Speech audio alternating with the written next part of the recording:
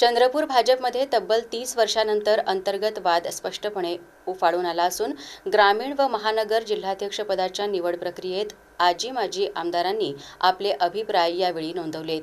या निवड प्रक्रियेत पक्षांतर्गत संघर्ष इतक्या टोकाला गेला आहे की तो केवळ पदांपुरता मर्यादित न राहता सत्ता संतुलन व प्रतिष्ठेची लढत ठरू लागला आहे।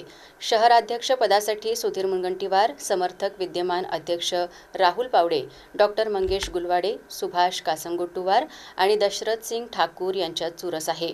यामध्ये गुलवाडे यांनी आमदार किशोर जोरगेवार यांचे पाठबळ मिळवण्याचा प्रयत्न केला।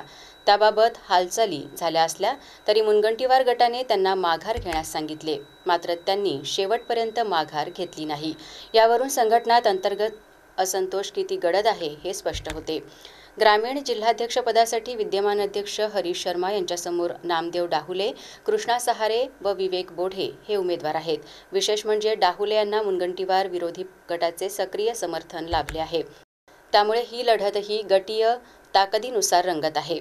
या संपूर्ण प्रक्रियेमध्ये सुधीर मुनगंटीवार, बंटी भांगडिया, किशोर जोरगेवार, करण देवतळे, देवराव भोंगळे यांसारख्या विद्यमान आमदारांसह माजी आमदार नाना शामकुळे व माजी मंत्री शोभाताई फडणवीस यांनाही अभिप्राय दिला आहे।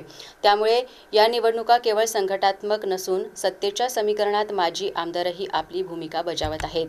ही संपूर्ण प्रक्रिया पक्षाच्या अंतर्गत गटबाजीचे स्पष्ट दर्शन घडवणारी असून गटीय निष्ठा, व्यक्तिगत महत्त्वाकांक्षा आणि सत्तेची गणिते यातून चंद्रपूर भाजपची आगामी दिशा निश्चित होणार आहे।